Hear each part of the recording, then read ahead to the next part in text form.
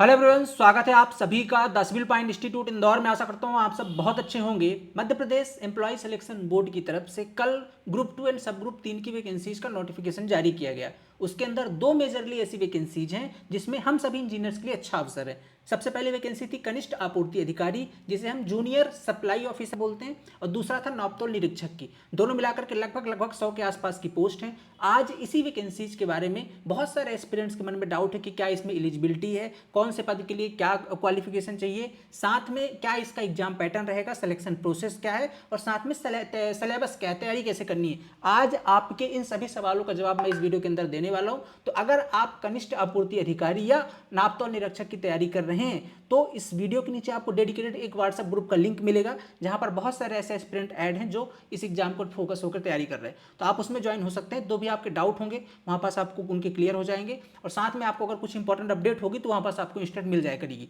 तो WhatsApp group जरूर जाकर के आप ज्वाइन कर लीजिए अगर आप इस एग्जाम की तैयारी कर रहे हैं। तो अब चलते हैं थोड़ा सा इस वीडियो में आपको मैं इस वैकेंसीज के बारे में डिटेल में बताता हूँ। सबसे पहली बात क्या है, ये आपका कल नोटिफिकेशन आया था। ठीक है, आवेदन जो अभी फॉर्म फिलअप स्टार्ट नहीं हुए हैं ये आपके 9 सितंबर से होंगे, और 23 सितंबर इसकी लास्ट डेट है। इसकी एग्जाम डेट भी आउट हो चुकी है। एग्जाम डेट आपका 28 अक्टूबर को है। मतलब अगर आप इस एग्जाम में टारगेट करेंगे तो आपके पास ज़्यादा समय भी नहीं बचा, लगभग 50 दिन का समय बचा हुआ है। ठीक है, 50 दिनों का समय बचा हुआ है। अब थोड़ा सा चलते हैं इसके अंदर अपना एग्जाम जो एज की बात करें तो 18 से लेकर के 40 साल तक के एस्पिरेंट एलिजिबल हैं। अगर आप किसी कैटेगरी के अंदर आते हैं तो आपको 5 वर्ष की छूट मिलेगी, मैंने 18 से 45 साल तक। ठीक है, सिलेक्शन प्रोसेस की अगर बात करूं मैं थोड़ा उस सबसे पहले मैं एक पोस्ट पे चलता हूं। ये हमारा खाद्य नागरिक आपूर्ति एवं उपभोक्ता संरक्षण संचालनालय भोपाल मध्य प्रदेश, ये इसका डिपार्टमेंट है।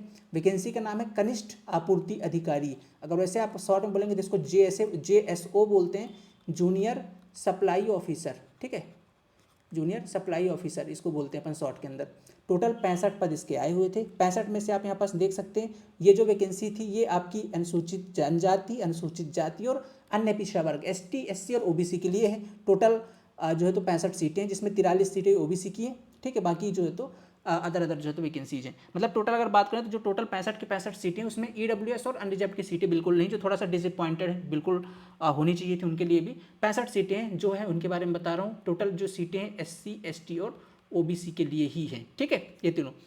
अब इसके बाद अगर बात करते हैं एक और वैकेंसी है आपकी। वैकेंसी क्या है, ये पोस्ट कोड अगर 19 के अंदर देखेंगे तो इसका नाम है नापतोल निरीक्षक, निरीक्षक नापतोल। टोटल 29 पद हैं ये। ठीक है, टोटल 29 पद हैं। इसके अंदर आपके अनरिजर्व्ड की सीटें हैं। टोटल अनरिजर्व्ड की बात करें तो 4 सीटें अनरिजर्व्ड की हैं, जिसमें से 2 तो आपकी रिजर्व हो गई संविदा कर्मियों के लिए, 2 बची हुई हैं आप लोग के लिए ओपन। ठीक है, बाकी EWS की भी 2 सीटें इसके अंदर, और बाकी आप यहाँ पास सारी चीज़ें देख सकते हैं। ओके, तो टोटल 29 सीटें यहाँ पास हैं। अब अगर इनके अंदर क्वालिफिकेशन की हम बात कर लेते हैं तो अगर पहले वाले के अंदर क्वालिफिकेशन की बात करें तो जो कनिष्ठ आपूर्ति अधिकारी जिसके 65 पद हैं, इसके अंदर शैक्षणिक योग्यता अगर यहाँ पास आप देखेंगे तो यहाँ पास लिखा है किसी मान्यता प्राप्त विश्वविद्यालय से विज्ञान स्नातक, मैंने साइंस के अंदर आपके पास डिग्री होनी चाहिए, जिसमें आपके पास भौतिक का एक सब्जेक्ट होना चाहिए। जैसे क्या है, आप मान लीजिए BSc करते हैं, बैचलर ऑफ साइंस, साइंस के अंदर डिग्री। अब इसमें मेजरली जो आपका मेनली मतलब कहूँ मैं तो आपका एक सब्जेक्ट फिजिक्स होना चाहिए। अब फिजिक्स किस किस के अंदर होता है, तो जिन्होंने मैथ से BSc करी होगी या जिन्होंने फिजिक्स से BSc करी होगी। ठीक है, यही दो होते हैं जनरली, मैथ साइंस जो फिजिक्स BSc करते हैं, इनके अंदर एक फिजिक्स कॉमन सब्जेक्ट होता है। मान लीजिए कुछ लोगों को कंप्यूटर में भी फिजिक्स होता है, जो लोग कंप्यूटर से BSc करते हैं तो फिजिक्स होता है। तो आपके पास बेसिकली BSc होनी चाहिए, और BSc के अंदर एक मुख्य सब्जेक्ट आपका फिजिक्स होना चाहिए। अगर आपके पास ये है तो आप इसके अंदर एलिजिबल हैं। एक तो इस प्रकार के एस्पिरेंट हो गए। दूसरे वो एस्पिरेंट है जिन्होंने डिप्लोमा कर रखा है। समझिए पास क्या लिखा है, प्रौद्योगिकी या इंजीनियरिंग में आपके पास डिप्लोमा धारण करता हो और हिंदी बोलने में समर्थ हो, और इंजीनियरिंग में आपके पास डिप्लोमा। बहुत सारे एस्पिरेंट बोल रहे हैं सर मेरे पास ITI क्या मैं एलिजिबल हूँ। ये देखो, इंजीनियरिंग में डिप्लोमा का मतलब होता है पॉलिटेक्निक। जो आपका ITI डिप्लोमा नहीं कहलाता है इंजीनियरिंग के अंदर, वो एक ट्रेड का अप्रेंटिसशिप सर्टिफिकेट होता है। ठीक है, तो इंजीनियरिंग में डिप्लोमा हम लोग बोलते हैं पॉलिटेक्निक को। अब इसमें कोई जो है तो मेजरली ब्रांच जो है तो नहीं बोली गई कि आप किस ब्रांच के अंदर आपने डिप्लोमा किया। मतलब आपने इंजीनियरिंग में डिप्लोमा किसी भी ब्रांच के अंदर किया है, आपने civil, mechanical, electrical, CSIT, electronic, किसी भी ब्रांच के अंदर आपने अगर इंजीनियरिंग में डिप्लोमा किया है तो आप इस पद के अंदर एलिजिबल हैं। ठीक है, ये दो मेजरली इसके अंदर क्वालिफिकेशन है। अब बहुत सारे स्टूडेंट बोलेंगे सर यहाँ पास क्या है, बीटेक एलिजिबल है। तो देखो यार, यहाँ पास साफ साफ उन्होंने लिख रखा है इंजीनियरिंग में डिप्लोमा। और यहाँ पर देखिए कहीं पर भी शैक्षणिक योग्यता में मिनिमम नहीं लिखा हुआ है, मतलब शैक्षणिक योग्यता ही उनको डिप्लोमा चाहिए। उनने मैं यहाँ पास अगर उनको ये होता है कि यार मिनिमम क्वालिफिकेशन डिप्लोमा है, अगर इससे उच्च आपके पास डिग्री तो एलिजिबल है, तो आप एलिजिबल होते, पर उन्होंने साफ साफ मेंशन कर रखा है कि वहाँ पास उनको केवल इंजीनियरिंग में डिप्लोमा चाहिए। तो एज पर नोटिफिकेशन आप इस वैकेंसी के अंदर एलिजिबल नहीं है अगर आपके पास बीटेक की डिग्री है। ठीक है, अब कहेंगे सर पिछली बार तो एलिजिबल था, बहुत सारे स्टूडेंट ने मुझे भेजा भी है, मैं एक बार आपको दिखाता हूँ। ये देखिए 2018 का नोटिफिकेशन है, सेम ईएसबी ने नोटिफिकेशन निकाला था, वैकेंसी का नाम भी सेम है, कनिष्ठ आपूर्ति अधिकारी लेवल 7 की जॉब है। पिछली बार ये वैकेंसी 143 पद पे आई थी। जब पिछली बार आई थी तब यहाँ पास अगर आप पढ़ेंगे तो किसी मान्यता प्राप्त स्नातक में उपाधि, मतलब वही जो बीएससी है साइंस वाला, एक कॉन्सेप्ट तो वही है, और दूसरा क्या लिखा है, अथवा किसी मान्यता प्राप्त विश्वविद्यालय से इंजीनियरिंग में स्नातक यहाँ पास लिखा हुआ है। तो यहाँ पास उन्होंने क्या मांग लिया, देखो यहाँ पास उन्होंने मांग लिया है इंजीनियरिंग में डिप्लोमा, पिछली बार क्या मांगा था, इंजीनियरिंग में स्नातक। तो इन्होंने जब पिछली बार इंजीनियरिंग में स्नातक मांगा तब डिग्री वाले एलिजिबल थे, इस बार एलिजिबल नहीं है, इस बार डिप्लोमा वाले एलिजिबल है। तो इन्होंने तो इस प्रकार से नोटिफिकेशन दिया है। तो अगर आप चाहें तो इस बार एक क्लेम कर सकते हैं बाई मेल करके, ठीक है, आप ईएसबी को मेल कर सकते हैं, या आप जा करके एक ज्ञापन दे सकते हैं। क्या दे सकते हैं, 4-5-10 लोग जो भी लोग इसके लिए तैयारी करना चाहते हैं, आप एलिजिबल हैं तो आप जा करके ज्ञापन बनाइए और चले जाइए ईएसबी के ऑफिस, और वहाँ पास आप जाकर के बताइए भैया देखो जो वैकेंसी आई है इसके अंदर जो क्वालिफिकेशन है 2018 के अंदर डिग्री अलाउ थी, लेकिन इस बार डिग्री को अलाउ नहीं किया गया, तो कृपया अलाउ करने की कृपा करें। आप ऐसे करके ज्ञापन बना सकते हैं और जाके दे सकते हैं। अगर ईएसबी आपकी बात सुन ले तो आप भी एलिजिबल हो सकते हैं, पर एज पर नोटिफिकेशन अभी एलिजिबल डिग्री वाले नहीं है।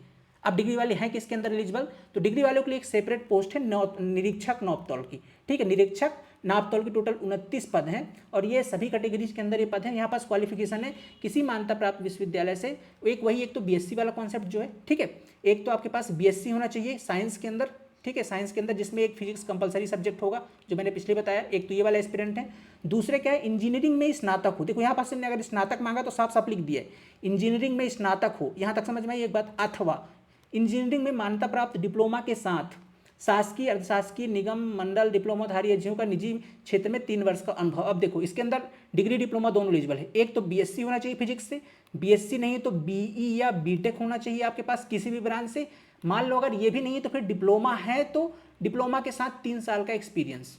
अब बहुत सारे लोग बोलेंगे सर बीटेक के साथ, नहीं बीटेक के साथ एक्सपीरियंस नहीं है। अब देखो यहाँ पास इंजीनियरिंग में स्नातक अथवा लिखा है, अथवा का मतलब स्नातक है तो भी चलेगा, अगर नहीं है तो फिर इंजीनियरिंग में आपके पास डिप्लोमा हो और ये 3 वर्ष का अनुभव। ये एक पूरी अलग पैराग्राफ, ये अलग सेंटेंस ही है, इसको आप जोड़ के मत पढ़िए। तो जो एक्सपीरियंस है वो बीई बीटेक वालों के लिए नहीं चाहिए। अगर आपके पास बीई या बीटेक है और आप फ्रेशर हैं तो भी आप इस पद के लिए एलिजिबल हैं, समझिए इस बात को। केवल डिप्लोमा वालों के लिए एक्सपीरियंस मांगा गया है। दूसरा पॉइंट क्या है, राज्य की क्षेत्रीय भाषा आप हिंदी बोल सकते हैं, मध्य प्रदेश की राजभाषा हिंदी है।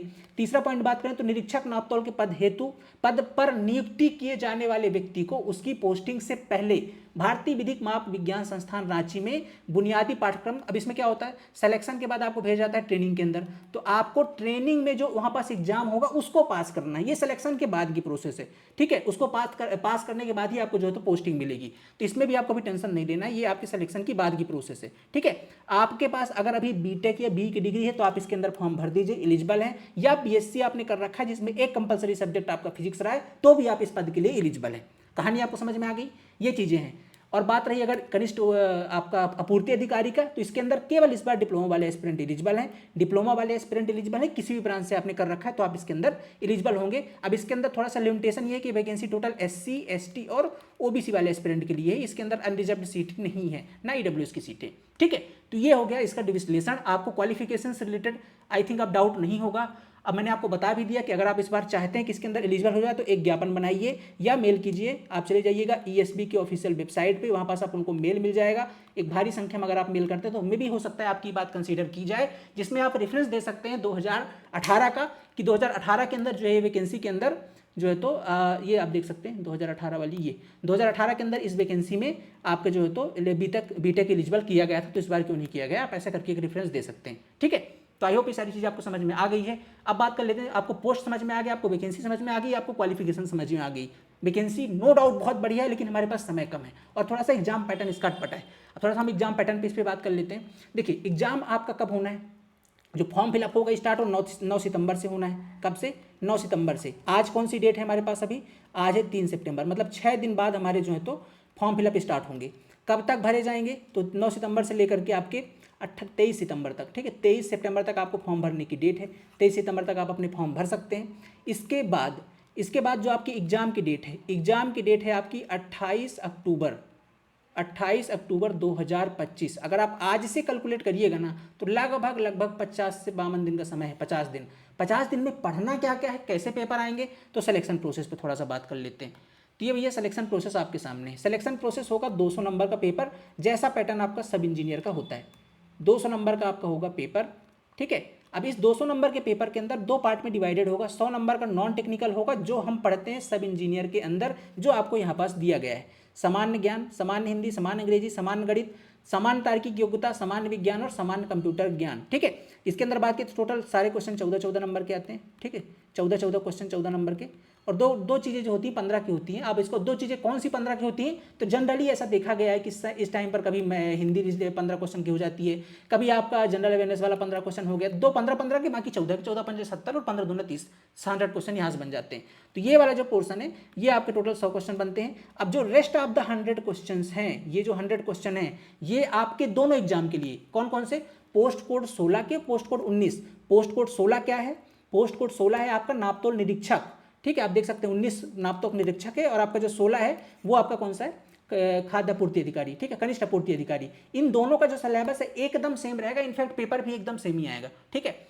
यहाँ पास क्वालिफिकेशन सेम ही है, तो पेपर भी लगभग सेम आएगा। तो 16 और 19 के लिए जो पेपर है पार्ट बी का, उसके अंदर फिजिक्स, केमिस्ट्री और मैथ्स आने वाली है, ठीक है। मतलब फिजिक्स, केमिस्ट्री एंड मैथमेटिक्स, ये तीनों आपके 100 नंबर के पेपर यहाँ से पूछे जाएंगे। कितने नंबर का, 100 नंबर का। 100 क्वेश्चन 100 नंबर के यहाँ से पूछे जाएंगे। अब इसका लेवल क्या रहता है सर एग्जाम का, तो देखो यार, इसका जो लेवल रहता है एग्जाम का, वो आप ये मान सकते हो कि 12th से तो ऊपर रहता है, एबव 12th है।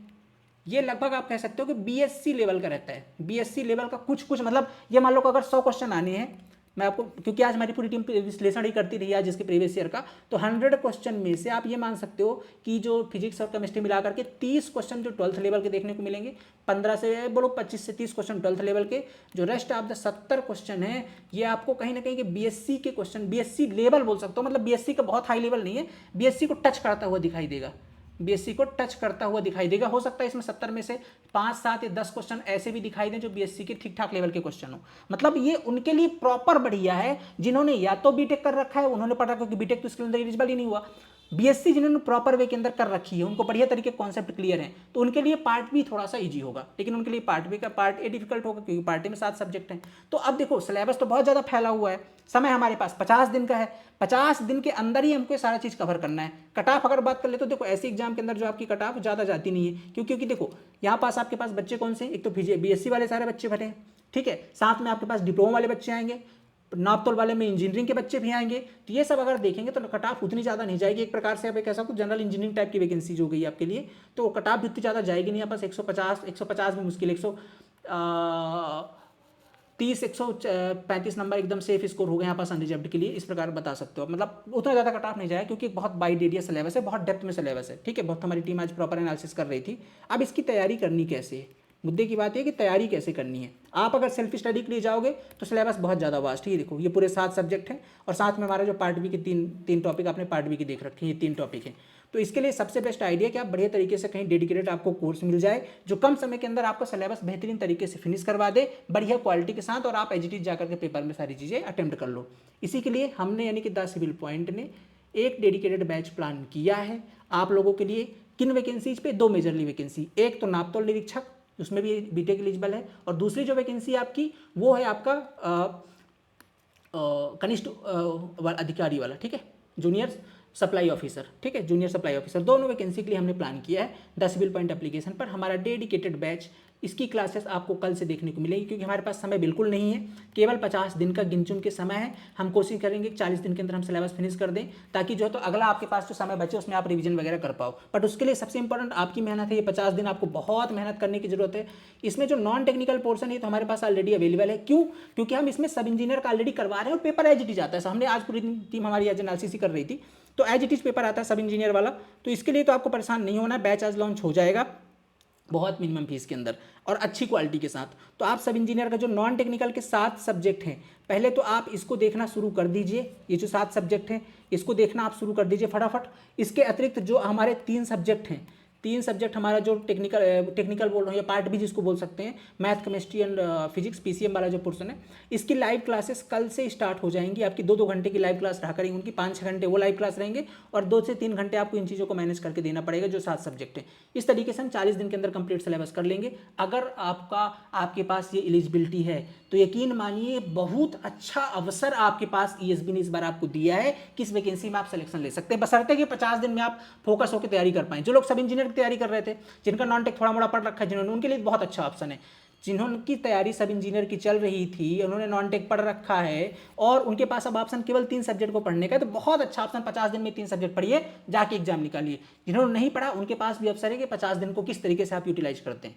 तो अब परेशान मत होइए, कंटेंट के लिए हम आ चुके हैं एक शानदार टीम के साथ, ठीक है, एक शानदार टीम के साथ, जिसमें आपके पास जो पार्ट ए का सिलेबस है, पार्ट ए में आपके पास डेडिकेटेड 6 फैकल्टी होंगे, जो 6 से 7 फैकल्टी होंगे जो अलग अलग सब्जेक्ट पढ़ा रहे होंगे, जिनकी आपको डेडिकेटेड क्लासेस मिल जाएंगी। साथ में जो पार्ट बी है, यानी कि पार्ट बी बोले तो 100 क्वेश्चन, जिसमें 3 सब्जेक्ट होंगे, में इंडिया की टॉप 3 फैकल्टी जाएंगे जो आपको अलग अलग सब्जेक्ट पढ़ा रहे होंगे लाइव क्लासेस में, ठीक है। तो इसकी प्रॉपर बैच हमारे पास लाइव आज लॉन्च हो जाएगी। आप लोग इसके लिए द सिविल पॉइंट ऐप पर विजिट कर सकते हैं, ठीक है, the civil point app download कर लीजिए, वहाँ पर इसकी प्रॉपर क्लासेस मिल जाएंगी।